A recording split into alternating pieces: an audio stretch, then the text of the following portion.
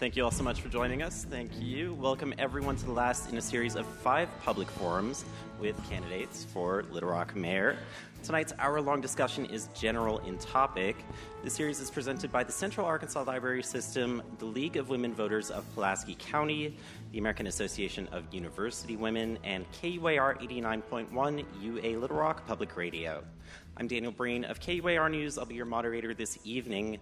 Tonight's format will include opening introductions by the candidates, followed by 3 predetermined questions written by the League of Women Voters, the American Association of University Women, and KUAR.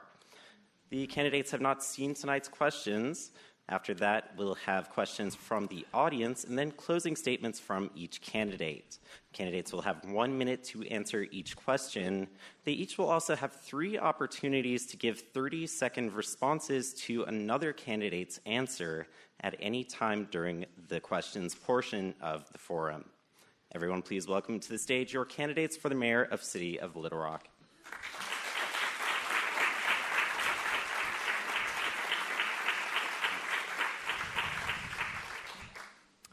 Earlier, candidates drew numbers from a hat to determine the order in which they will introduce themselves. After introductions, candidates will rotate the order of who answers first. We only have 1 hour tonight, so let's begin. Vincent Tolliver will go first. You have 1 minute to introduce yourself. Thank you, Daniel. My name is Vincent Tolliver, and I'm thrilled to be a candidate for Mayor of Little Rock. I am a former U.S. Congress Democratic nominee, and I will use this introduction to address a recent poll that some of you may have seen. The poll was conducted by Arkansas Business and Politics Hendrix College. It was commissioned by Channel 7 KATV. The problem with the poll is it's deeply flawed. And the reason it's deeply flawed is that it presupposes how voters will vote. They polled 498 voters. 174 of those voters said that they were undecided. So the ensuing headlines has cast the mayoral race of Little Rock as a 3-way heat. For those very reasons, because they presuppose how undecided voters will vote, that poll should be invalidated, and it is a reckless supposition in the face of democracy. So I want to make that clear on my introduction. Vincent Tolliver for Mayor of Little Rock.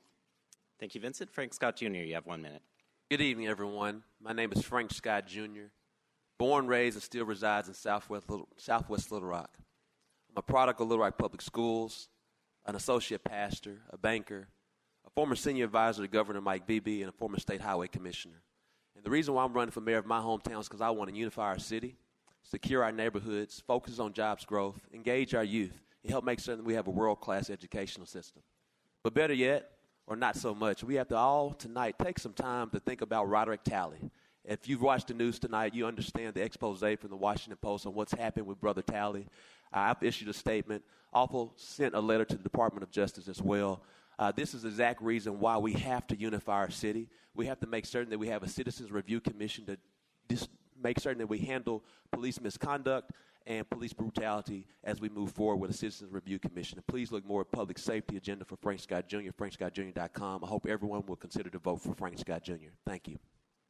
Thank you, Frank. Baker Curtis. Thank you so much. Great to be with y'all tonight. I want to tell you a couple of things that I probably haven't said at these other forums, just because I know a lot of you have been here to many of these, and I appreciate you coming every time. First thing is, what am I doing in this race? Why am I running? Well, it's a simple reason is I want to serve. I've been in this community for 38 years. When I got here in 1980, I started serving my community because I wanted to. It gave me a great pleasure to serve in our community with Big Brothers. Done a lot of different things. You may remember my school board service, which was very gratifying. You may remember that I was also the superintendent of schools for 14 months. Again, something I really and truly enjoyed. I want to serve again. I don't have greater ambitions. Frankly, this hadn't been the most convenient thing for me to do, but I was called to service. And that's why I'm here. I want you to look at my resume, too. We've had a great deal of discussion answering these simple questions, but I've got a different resume, and I hope I get a chance to visit with you about that because we're going to talk about a lot of things. I look forward to that, but I also want you to look not just at what we say tonight, but look at our backgrounds. Look at my resume. Give me a view of that. Thanks so much. I'll talk to you in a minute. Thank you, Baker. Warwick Sabin, 1 minute. Well, I've really enjoyed digging into all of the specific topics we've covered in the last 4 forums that were organized by this group. But what ties everything all together for me is the effort to build stronger neighborhoods throughout our city. And it starts with reducing crime and making our streets safer, and we can do that by making sure we have a fully staffed police department and having community police officers assigned to every neighborhood in our city. It also means making sure that no matter where you live in the city of Little Rock, no matter what neighborhood you're in, you know you can send your kid to a great public school. It means creating great jobs in every part of our city by promoting entrepreneurship and small business development in every neighborhood of our city. It means spending our infrastructure budget equitably so you have great streets and sidewalks and parks and playgrounds in every neighborhood of our city. And it means having a true mobility plan so that people can get around their own neighborhoods, but also that all of our neighborhoods are connected everywhere in our city. I've spent 6 years in the state legislature. I have a great background in my professional life and my community service, and I look forward to bringing that to bear to build great neighborhoods everywhere in Little Rock. Thank you, Warwick. Glenn Schwartz, 1 minute. And I am Glenn Schwartz, also a legitimate candidate for mayor. Mayor Schwartz be with you. Yes, let's talk about some different stuff, Baker, because this is about, I do recognize a lot of the faces in the audience. What does the mayor do? Isn't it just he runs the city director meetings, cuts a ribbon when a new business comes to town, and other than that, there's not a lot to that position. It's what the mayor makes of it. I will be a part-time mayor, work about half-time, and then I'm going to take just 1/3 of the mayor's $180,000 salary. I think it's a great bargain to the taxpayers and the working-class citizens of Little Rock. My 3 issues, I need to go over them quickly now. Decriminalize marijuana and prevent a single another Little Rock citizen from being sent to prison or to Arkansas jails for a marijuana crime. Recycling service reestablished for all of the citizens of Little Rock, not just for those in houses. And I have a far future vision of how Little Rock could grow exponentially in the next 30 or 40 years. All right. Thank you, Glenn. And now tonight's questions, which again are all open topic. Here is question 1. The Washington Post published an article over the weekend outlining questionable search warrant practices by Little Rock police. In many instances, police have used information from informants to issue quote-unquote no-knock warrants to enter homes by force and search for drugs, often using explosive charges to enter homes by force. Many of these raids have failed to turn up significant amounts of illegal drugs, or in many cases, any illegal substances whatsoever. What do you think should be done about these practices, if anything, and what can be done to reduce crime in Little Rock while protecting the constitutional rights of Little Rock citizens? Frank Scott, you touched briefly on this, and you'll be the first to answer. You have 1 minute. I think first and foremost, I asked everyone to please go to frankscottjr.com, where I've detailed not only my statement on the issue, but I've also sent a letter to the Department of Justice. Because this no-raid attacks that they've been moving forward with for quite some time is a disgusting issue that we have in our city right now. It's appalling, and as a black man, it's something that's not necessarily new. Here's the thing. If Roderick Talley did not have a video recording at that point in time, if he did not have a lawyer, he would be in jail today. And that is an issue, and we have to understand that. I line out a Citizens Review Commission board for this very thing, for police misconduct and police brutality. I ask that you learn more about my public safety agenda at frankscottjr.com, where I not only list out the Citizens Review Commission, but also the need to increase police from 593 to 700, where we will increase our police budget about $10 million. We fully believe that Little Rock has a safety issue and a safety problem. It should be a part of our budget and show those priorities. So please go to frankscottjr.com to learn more about our public safety agenda and the need for a Citizens Review Commission, as well as my Department of Justice letter and my statement on Roderick Talley. Thank you so much. Baker Kurse, 1 minute. Well, I've likewise issued a statement with respect to the article in the Post. Very concerning to me. It's the sort of thing that needs to be completely reviewed very systematically and very, very carefully. And I've said so on my website. That matter will be on the mayor's desk on January the 1st, I think. I doubt that it'll be resolved by then. I certainly understand from the article that a lawsuit is in the offing, may have already been filed.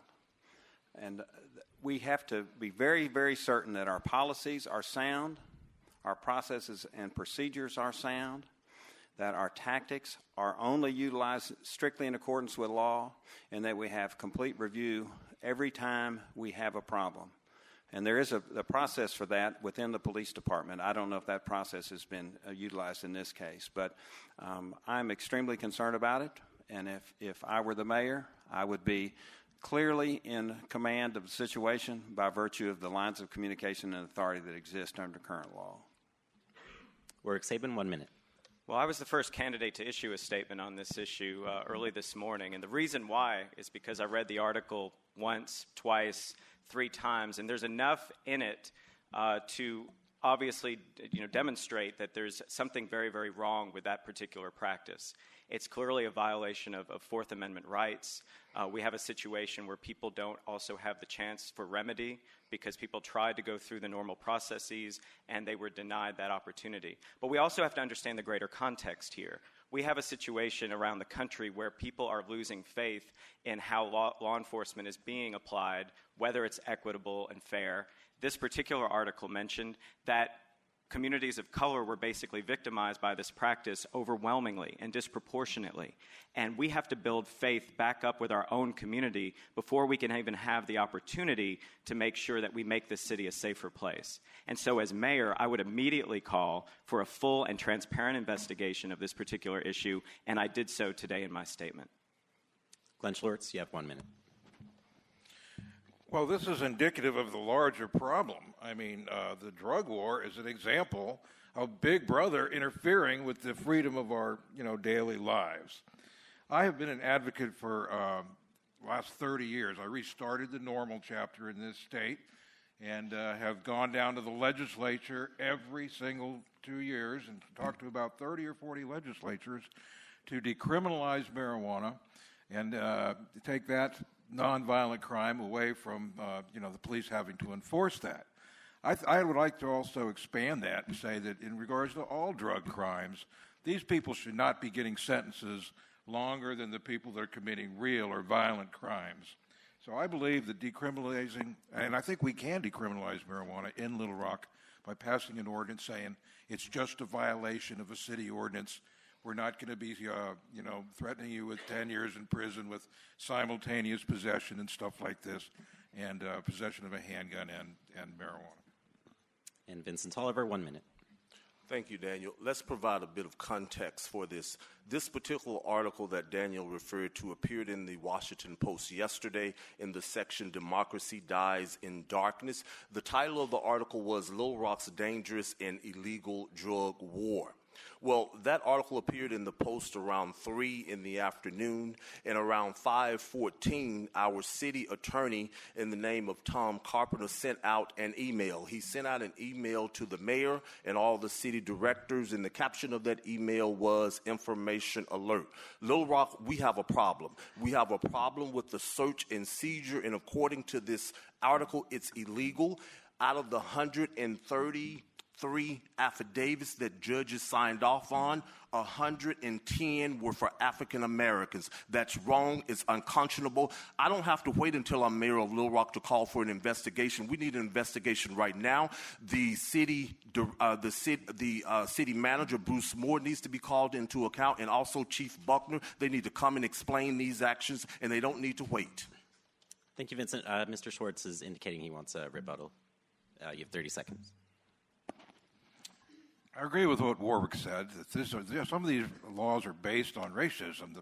The anti-marijuana laws were passed in the 1920s and 30s, partially to, reestablish the chain gangs of blacks and Hispanics. I would ask Warwick Sabin, you were a state representative for 3 terms.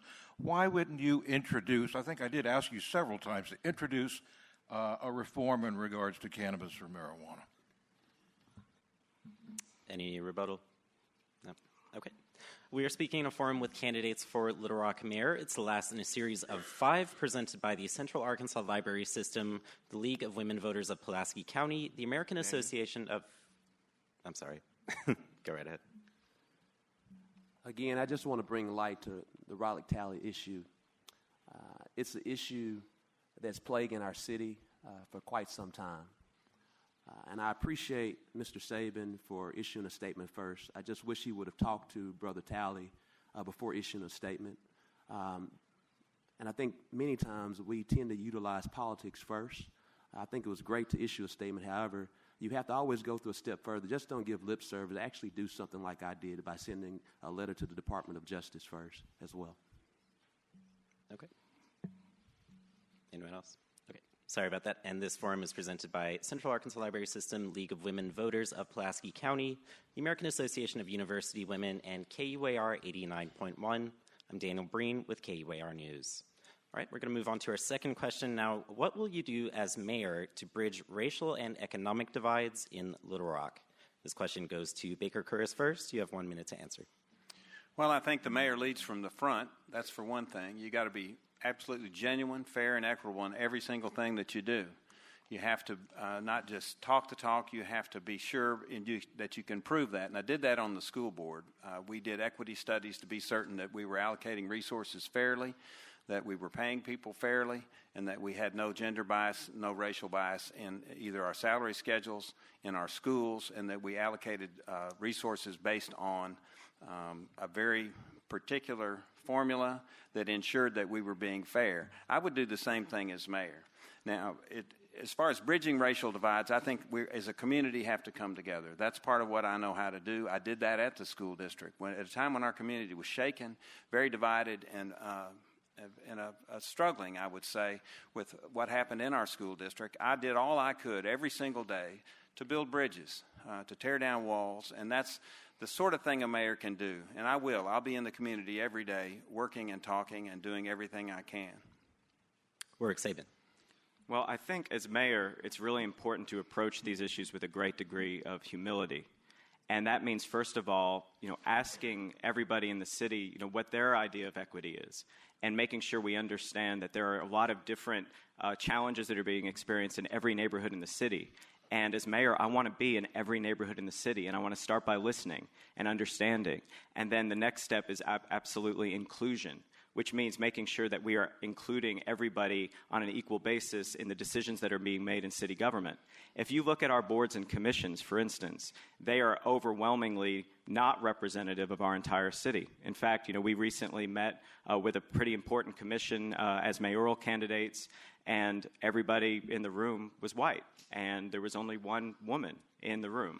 That's a problem. And so as mayor, I want to make sure that we're not just talking, that we are doing something in terms of measuring our progress, really building an equitable city, because when we have equity, we will have unity. Glenn Schwartz, 1 minute. I would like to quote President Barack Obama on this question. There is not a white America or a black America. There is not a red America nor a yellow America.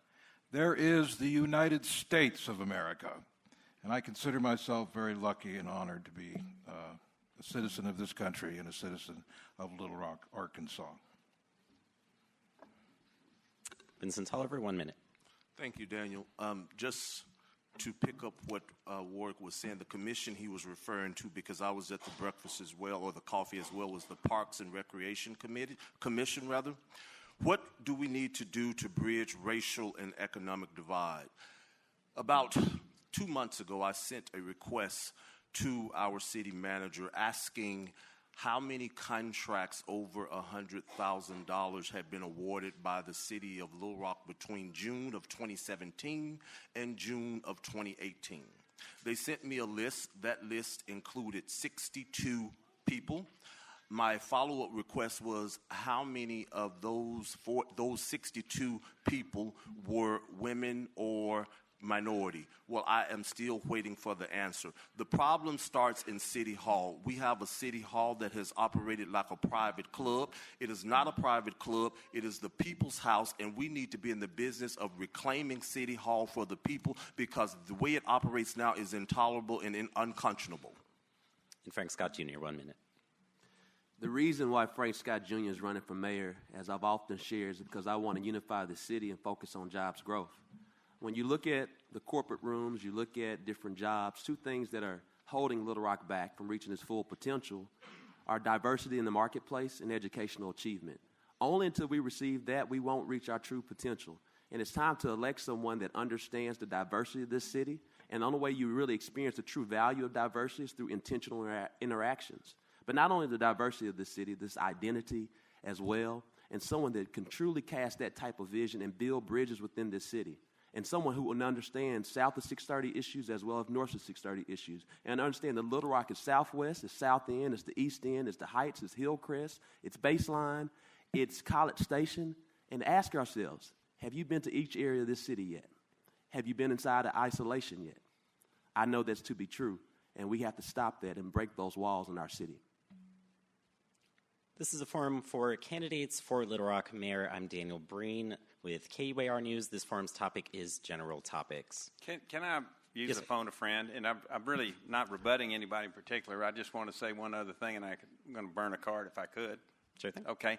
I agree with Mr. Scott. You have to go there. You have to put your feet on the ground in places where other people don't go. And I just didn't talk about that. I want you to look at what I did as school superintendent. And I'll tell you, not that I did it because I was obligated. I did it because I loved it. I played basketball with kids all over town, kicked soccer balls with kids all over town, met people all over town, and that's the richness and the fullness of our city. If we would just learn to embrace it and just learn to find the commonalities in everything we do, this would be a marvelous place. All right. Thank you, Baker Kurz. We'll move on to our third question now. What will be your highest priority as mayor of Little Rock? Rick Sabin, you have 1 minute to answer. Well, my highest priority will definitely be reducing the crime rate because it's really what's in many ways top of mind for every person that I've seen in the city of Little Rock, no matter what neighborhood I go to. This is the first topic that comes up. And the reason why is because people feel very unsafe in their neighborhoods. They've been victimized by violent crime or property crime. They call 911 and either don't get a response or the response is very slow. And our police complain about their lack of resources and manpower. We know that it's causing people either not to move to our city or it's causing people to move from our city. It's a black eye for us nationally. It causes us not to be able to sell homes in the city or causes people not to come into the city to shop or enjoy our quality of life. And so we absolutely need to take this on as priority number one. I've talked about how to do it. It starts with staffing our police department and giving them all the resources they need to do their job. It continues with community policing in every neighborhood, a strategy that's worked in the past and that we somehow got rid of and need to get back to, and much more, but we'll talk more about that, I assume, going forward. Glenn Schwartz, you have 1 minute. I think I already mentioned it was decriminalizing marijuana in Little Rock, so I'm going to go on to my number 2, which is establishing recycle services to all the citizens again. We had recycle services to many of the citizens with those igloos we used to have at Kroger's and the different stores around town. And then those all got taken up, and only the houses get to recycle and participate in the waste reduction program. And the main thing that the waste management is looking at from these houses is not the material. It's actually the $5 tax that is hidden in your utility bill. So I have been in recycling for 7 years. I've been a recycle center manager and an owner, and I know that we could easily establish these places like at War Memorial Stadium and some of the stores to where all the people can participate in recycling, which is a subset of waste reduction. I'd also like to go to Kroger's and some of these stores and go, why do you sell Tide in a big old 1 cubic foot plastic container that is completely non-compressible, completely non-degradable? Vincent Tolliver, 1 minute. I think one of the highest priorities for Little Rock is infrastructure.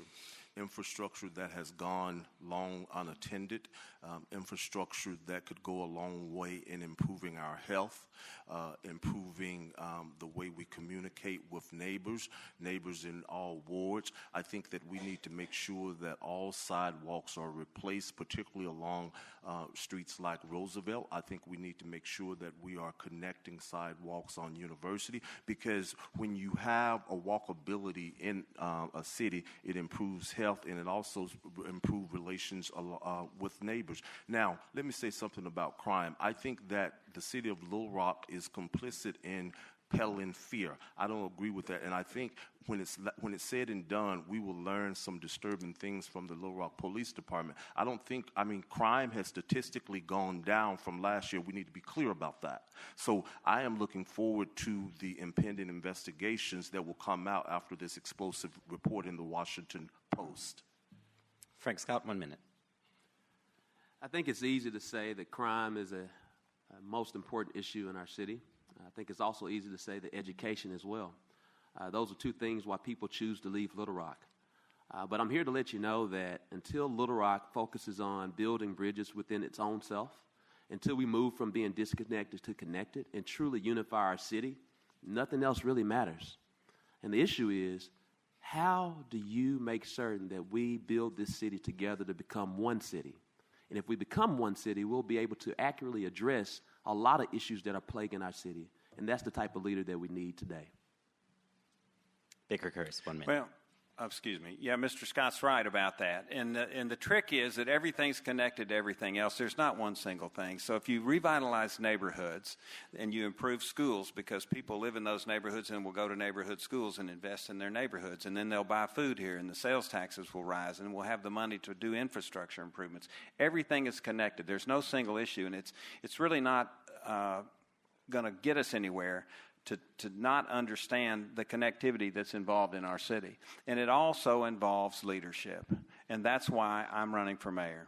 I want the chance to do what I've already done, not to talk about it, but to do it again as a servant leader to you and serve every single person in this town by being a mayor who's fully committed to the job. And it's a two-edged job, and we'll talk about that in a moment. It's not just chairing meetings. It's learning how to make this city work and then getting out in the city and learning how to make people help them work together. That's central. Until we do that, nothing changes. We just simply scream at one another from the corners. We have to come together.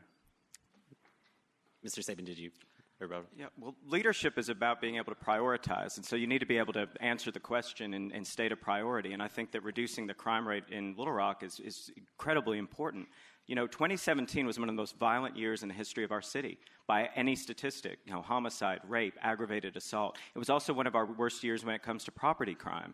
And so if we've improved just a little bit this year by going from an F to a D, in essence improving by 20%, we still haven't gotten to the point where our city is where it needs to be so that people feel safe. That's what I hear everywhere I go in the city of Little Rock. Thank you very much. And we are speaking in a forum with candidates for Little Rock Mayor. It's the last in a series of 5 presented by the Central Arkansas Library System, the League of Women Voters of Pulaski County, the American Association of University Women, and KUAR 89.1. I'm Daniel Breen with KUAR News. We're approaching the halfway point here in our forum today. I want to thank everyone for joining us. We're going to move on to questions from the audience now. Our first question comes from Becca Green. Given last week's unprecedented environmental report, what specific actions do you plan to take as mayor to ensure that Little Rock government agencies, residents, and citizens contribute to the fight against climate change in meaningful actions? The first answer goes to Glenn Schwartz. You have 1 minute. Good. I'm prepared to go first on this one. I have been thinking about that for a long time. I've lived in Little Rock for 30 years, seen the city grow from 160,000 to 180,000. But I look at this climate deal where most scientists are predicting that we are warming the planet and that the oceans could rise substantially. I think that the 4 storms we've had this year down around the Gulf Coast can show you that. If that happens, if the oceans rise like 20 or 30 feet and floods all the coasts of Louisiana, Mississippi, and most of Florida, there will be tens of millions of Americans looking to relocate to higher ground. And they're going to consider Little Rock, like I did, that this is really a pretty city, and we're like 300 feet above sea level, and we could be looking at exponential growth, like doubling our population every 5 years for the next 30 to 40 years. I will prepare the city for this. Vincent Tolliver, 1 minute. Thank you, Daniel, and thank you, Becca Green, for the question. I think one of the first things Little Rock has to do is to come up with a comprehensive plan about what green looks like today in the next 10, 15 years.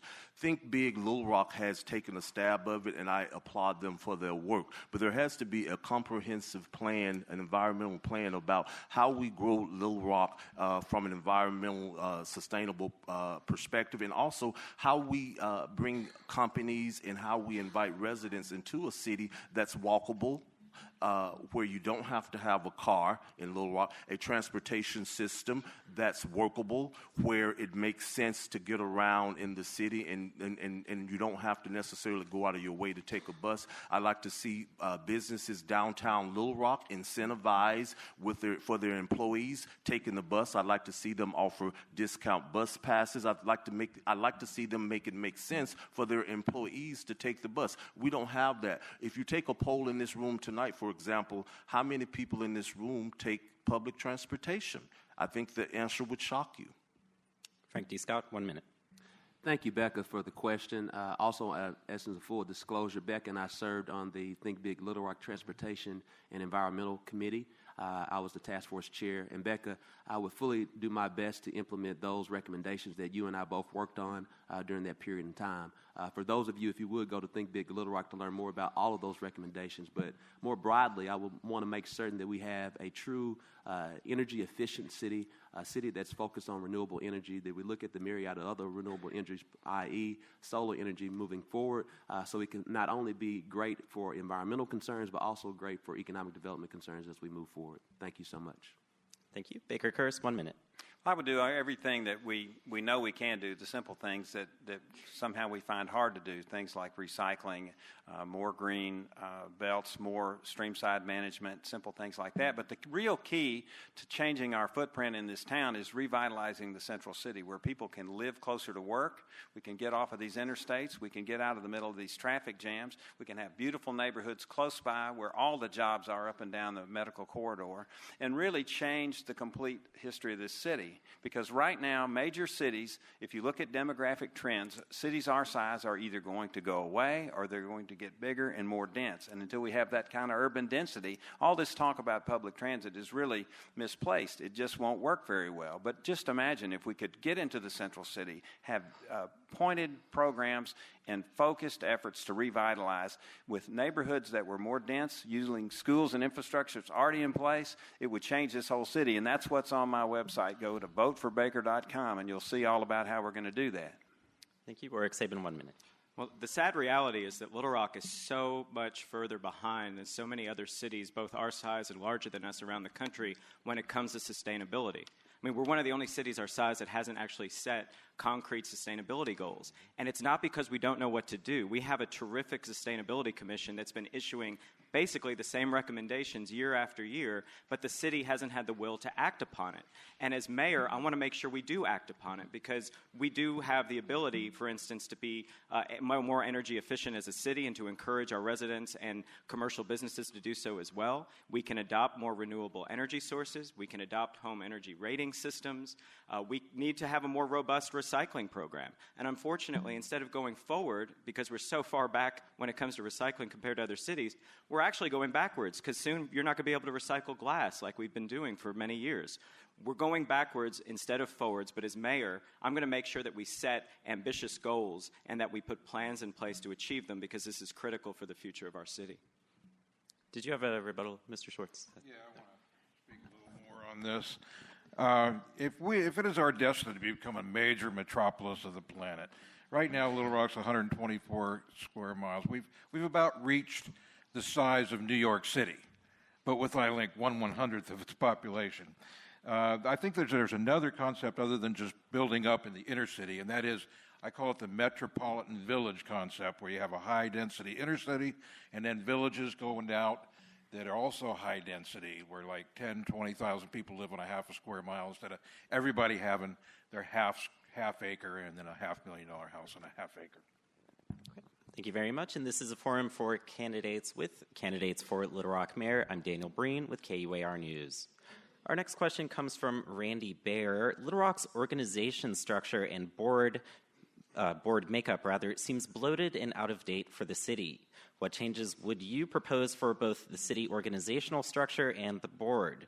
Would you keep the city manager and at-large board members? And the first answer goes to Vincent Tolliver. You have 1 minute. Thank you, Daniel, and thank you, Randy, for the question. Of course, I have spoken on this issue a number of times, and that is, to be clear, I am against at-large city directors. I think it marginalizes minority representation, among other things. I think that the city manager in Little Rock has done a good job. I understand that he has been city manager for a number of years, but I think we need to change the form of government. And what I mean by that is currently we have a weak mayoral form of government where all departments report to the city manager. My platform calls to change that. That means my platform calls for a strong mayoral form of government where all department heads report to the mayor instead of the city manager. Frank Scott Jr., 1 minute. If I were king for a day, we would have a true mayor-council form of government. We would not have an at-large city director system, mainly because not only does it hurt minority representation, it hurts overall representation in our entire city. Growing up here, you understand that there are a lot of voices do not always get heard, and many times the at-large city director system has a role to play in that. And you have to understand that if you're from Little Rock and understand all sides of this particular city. So I would like to see a change of a form of government. However, it can happen today. We just have to encourage our city board of directors to vote for it, because there's only two ways that it happens. Majority board votes for it or a petition. And so that's something that has to happen first. And so I would love to see that, again, if I was king for a day. Baker Curtis, 1 minute. Well, the form of government that we have is a strong mayor form of government. That's what you voted for in 2007, and you did it because you wanted to vest more accountability in the office of mayor, and it's necessary to increase the duties and executive authority of the mayor. We did that in 2007. We did everything but change how we operated. If I get the job, I'm going to change the way we operate. I'm going to chair the meetings, which is called the chairman of the board. That's what the mayor does. Sits in the middle, chairs the meeting. But the other thing that the mayor does, the mayor is the chief executive officer of the city. That's what the ordinance says. I've got it right here. And the city manager performs the duties of the job, quote, at the direction of the mayor. That's the form we have. We just haven't used it. I know how to be a CEO. I want you to look at my resume. And I have run big companies. I've supervised thousands of people with tens of millions of dollars in budget. And I love these speech contests. They're great. And these are great men. I've really gotten acquainted with them and like them better now than I used to. But we need, if we're going to have this form of government, well, I'm going to rebut myself in a minute because I'm not through yet. Daniel, may I use one rebuttal? Have you spoken yet? Oh, I'm sorry. Should he go? Yeah, I'll get you on the back end. So We're excited. Nathan says that you have to go. Oh, I'm sorry. You have He's to the boss, continue, sorry. and then yes. We're excited in 1 minute. Right. So obviously we have a city manager form of government here in the city of Little Rock. And unfortunately, this is another one of those cases where we've recognized the problem over and over again, and we haven't had the will to really exert the true solution. So we've gone through visioning processes over the years. We've tacked on, some mayoral powers. We've adjusted the city directors here and there. But what we don't have is a functional, transparent, responsive form of government. And I would love to see us have a strong mayor-council form of government without at-large directors, because that would be directly representative. We would know who was making decisions. And more importantly, the people who are making the decisions stand for election at the ballot, because we are a democracy, and we need to make sure that the person who's making decisions isn't insulated from accountability. Now, in the current form of government, there's an opportunity, at least for starters, for the mayor to exert more authority and representation than we've seen in recent years. But what we really need over time, I think, is a move to a strong mayor-council form of government like almost every other city in Arkansas. Glenn Schwartz, 1 minute. I like the current system that we have. That's one of the reasons I'm running for mayor this year. I like the at-large directors. And I can tell you right now, if I don't win this election, I'll be announcing for an at-large position the day after Election Day. I like having a city manager, because the city manager would allow me to do with his job part-time. He could be running the city day to day, and I'd kind of like to go out and look at some of the solutions that are being implemented in other cities, like Seattle. I mentioned New York earlier, and what they have in Los Angeles. That's sprawled out city like a Los Angeles and Atlanta. I want to go tour some of these cities and find the best solutions where we could reduce the carbon footprint of the people of Little Rock. And going back to reiterate, yes, I am going to, this will be my 11th run for public office if I announce for city director at large. I wonder why none of the city directors threw their hat in the ring to become mayor. Vincent Tolliver.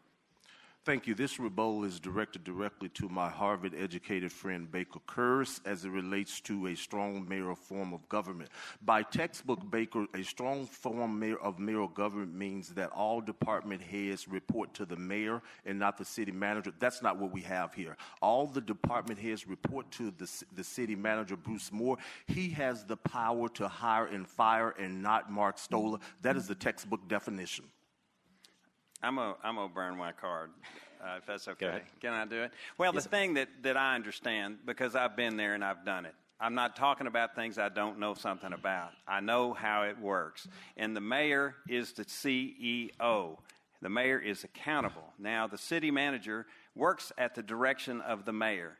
The mayor is the CEO, the city manager is the COO, and I will be in the room every time a big decision has to be made. And it's that simple. We have never done what we said we wanted to do, and if I get the job, we'll do it.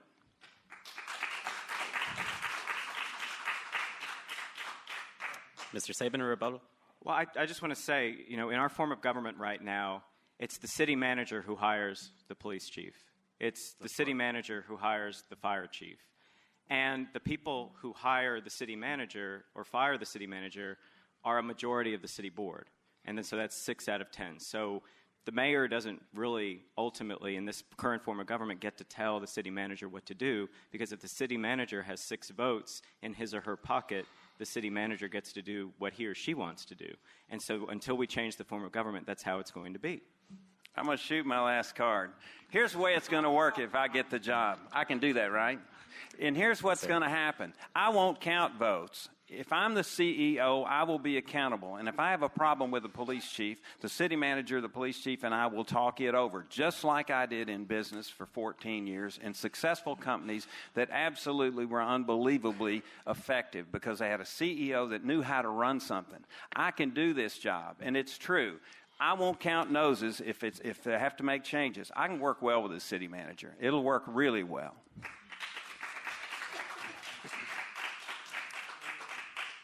Mr. Scott, your rebuttal. Mr. Curris, I just have to disagree with you. You and I both are in business, and I can promise you if my CEO wanted to deal with me and fire me, he or she could. You cannot do that under this existing form of government. You just can't. Well, you have to have board consent. You have to have majority board consent. That's how it's said. Yes, it is. Yeah. Well, I'm out of cards. I just need you to. And secondly, Mr. Curris, you have to listen to the community. The community truly has a concern and is confused about our form of government. If you listen to the community, we've talked about this before, you would have that greater understanding.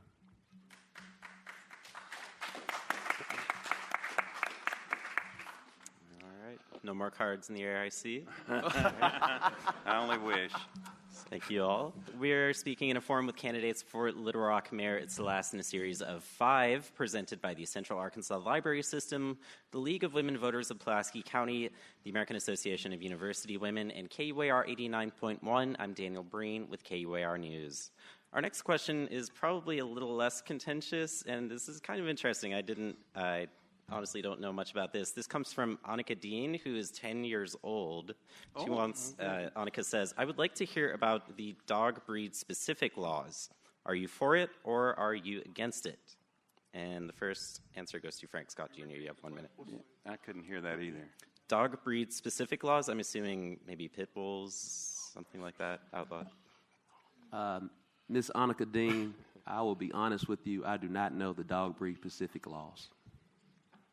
So I don't have an answer for you. And I will make certain that I go look it up, and we'll find some time. I'll give you my cell phone number, and I can try to find the best answer for you, but I don't know dog breed specific laws. Baker Curse? Well, I'm not going to get too far out over my skis. I'm a dog lover, but I don't know the law to which she's referring. I do know the law. Well, I've got the time that deals with the way the government works, but I'm not going to get into that. So I'll have to do likewise, and Mr. Scott and I will cooperate, maybe collaborate, and get that answer to her. Warwick Sabin.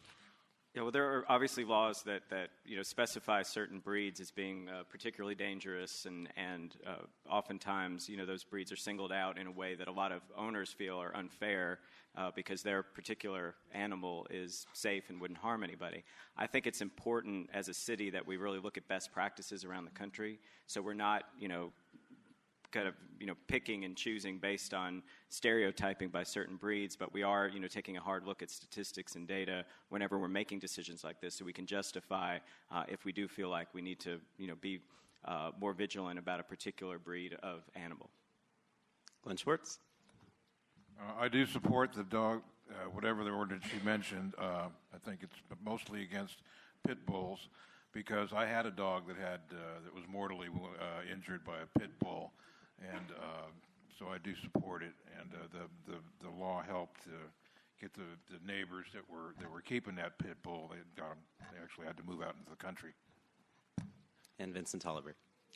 Well, I appreciate the question, Miss 10-year-old Annika Dean. I have no idea what the dog breed specific laws are, but what I can tell you is our mail carriers in the city are very concerned with dogs roaming around and when owners don't properly contain their animals. And so that's a concern that I'm hearing on the campaign trail all over the city from mail carriers. So if you have a dog, I think that you should make sure that your dog is properly contained. So that's one concern that I've heard, Ms. Dean, as it relates to dogs. But as it relates to your specific question, I have to do due diligence because I don't know, and then we'll get back to you. I'm at tolliverlittlerock@gmail.com, so email us and we'll have the answer for you. Thank you for the question. All right. Thank you. And this is a forum with candidates for Little Rock Mayor. I'm Daniel Breen with KUAR News. This is going to be our last question from the audience for this evening. Then we'll move into closing statements for each of our candidates here. Our last question comes from Brenda Jones. And Brenda says, since all candidates have brought different ideas to the table, would you be willing to bring any of your opponents into your administration as advisors? That question goes to Baker Kurz. Oh, the answer to that is absolutely yes. Absolutely yes. I have great respect for everyone up here, and every single person up here has come up with good ideas. Vincent Tolliver has great ideas about art and how we can use that to connect our city. I have great respect for Mr. Scott. Despite our recent spat here, we're good friends and always going to be that way. It would thrill me to work with these guys, and whether I get this job or not, I'm going to call whoever the next mayor is. I'm going to volunteer. If I get the job, I'm going to call them and ask for their help because that's the way it ought to work. I have never held a grudge. I've had good opportunities to hold some grudges, as some of you may recall. I don't do that. The world is round, and what goes around comes around. It would thrill me to work for these guys, and I want them to have bright political futures, just not quite yet.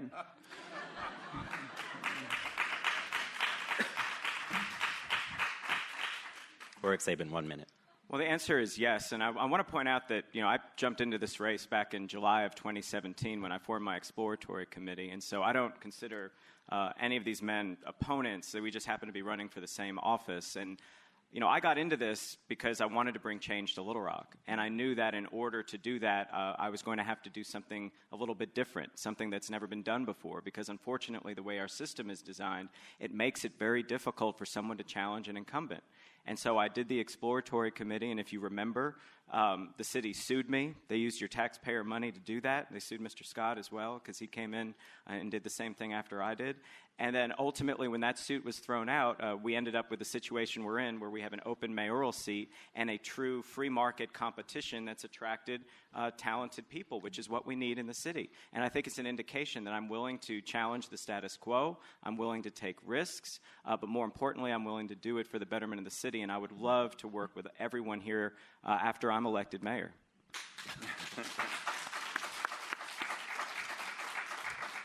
Glenn Schwartz, 1 minute. And I had this is my 10th run for public office. I was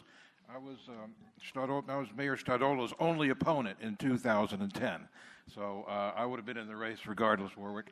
But I do really like the panel and the lively debate. It is indicative of how healthy our democracy is that 5 fine gentlemen would apply for the job of mayor of Little Rock. So I'd also like to say that even if I don't win, I'm going to still work on some of these ideas. We need to have a plan for exponential growth. We need to decriminalize marijuana in Little Rock. We need recycling for all of the citizens. And even if I don't win for the next 2 years, I'll be going to the urban planners and saying, do you have a plan in case there's like this rush of refugees that are seeking to live in Little Rock? So I do want to become more involved, and I'd be delighted to have any of these gentlemen as an assistant if I do win the race. Vincent Tolliver, 1 minute. Thank you, Daniel. What a terrific question, Brenda Jones. Absolutely. This race has shown that the candidates have some really good ideas. And so the choice becomes for you as voter, when you get to the voting booth, you will really have to sort of vote your conscience. You will have to make a decision, a tough decision, who is the best to lead the city of Little Rock in these times. And that won't be an easy decision, I imagine. But absolutely, Brenda Jones, I think it's a great question. Thank you for asking. I'd love to implement and work with some of the candidates who have really great ideas. Some candidates' ideas, I think, are better than others, but we won't get into those specifics. I appreciate the opportunity to be running for mayor of Little Rock. I appreciate the interest that you, the voters and residents in the city, have shown. This has been an incredible journey, and I also appreciate CALS and the League of Women Voters and KUAR NPR for hosting. And Frank Scott Jr., 1 minute. To answer your question is absolutely yes. When I think of great leaders like President Abraham Lincoln, he had a lot of different individuals, many of his opponents who were part of his cabinet that he called on for advice. And when I think about one of the great business leaders, Lee Scott, he always stated that you always should have great talent around you. And all these men have great talent and great strengths, and I know their strengths of different ways how I would utilize them. And you can't truly unify the city if you don't bring the very folks that were competing for the same city that we all know and love to move forward. So the answer to your question is yes. But we have to have a leader that truly knows the city, ins and outs, understands what's plaguing our city right now, and truly understand our city's at a crossroads. And it's time that we have that type of leader moving forward. Thank you. And we've been speaking with candidates for Little Rock Mayor. I'm Daniel Breen with KUAR News. It's now time for closing statements from each of the candidates. We're going to go in the original order that was predetermined before the show, starting with Vincent Tolliver. You have 1 minute to conclude. Thank you, Daniel. Thank you, CALS. Thank you, League of Women Voters. Thank you, KUAR. This has been fantastic. I am glad that tonight announces the conclusion of the 5 series, so that's exciting.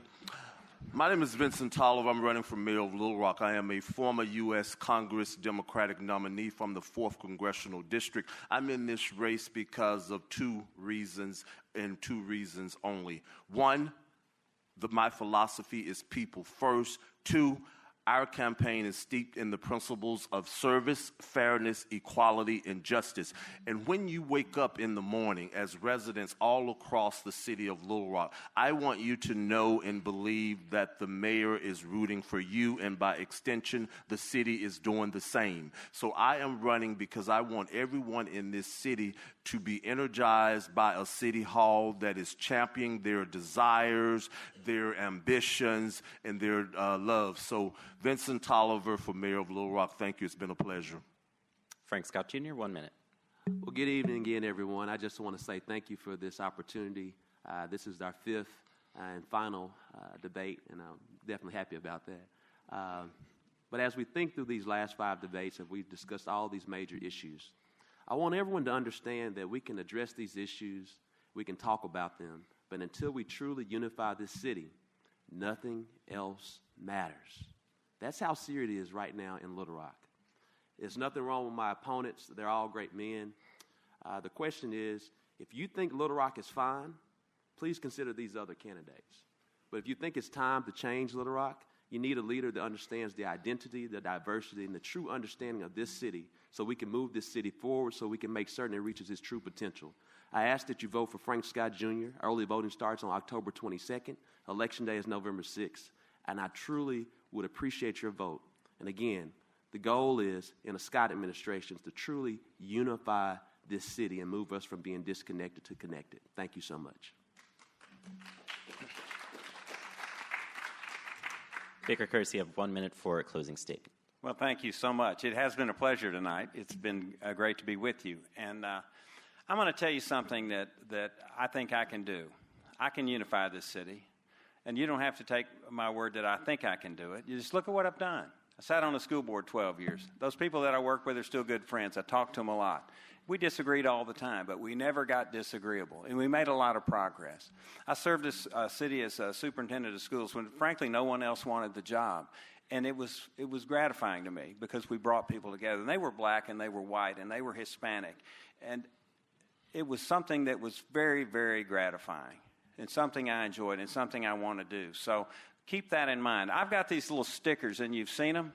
They say KURRUS.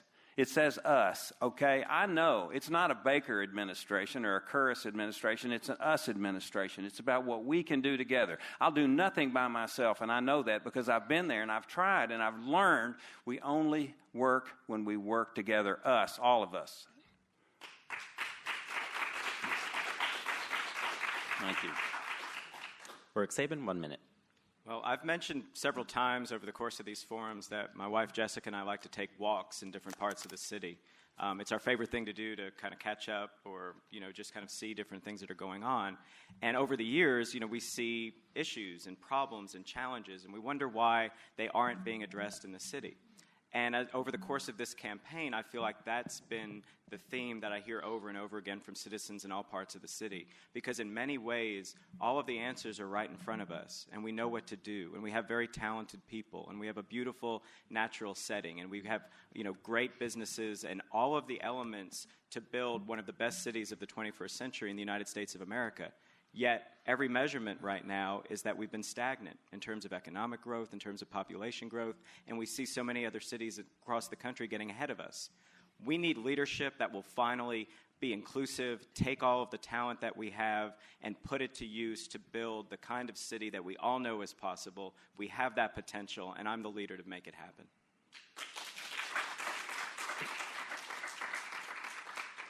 And Glenn Schwartz, 1 minute. And I am Glenn Schwartz. May the Schwartz be with you. I am the common sense and working class candidate for mayor. I want to just reiterate the issues that I'm running on. I've got the decriminalization of marijuana immediately in Little Rock. Recycle services reestablished immediately in Little Rock for all of the citizens. Prepare Little Rock for exponential growth because of the reasons that I have told you. There's a couple other differences that we should note. I want to continue the at-large director positions. I think that these positions serve as like vice mayor, and they should be a training ground for future mayors. And also, I think I'm the only candidate that is opposed to turning Little Rock into a sanctuary city. We are a nation of laws, and people should lawfully come to this country and this city, and if they do that, we will assimilate them and make them into the most productive citizens possible. It has been a delight to campaign with you gentlemen this year. And that is the end of our forum. Please give these candidates a round of applause. Well done.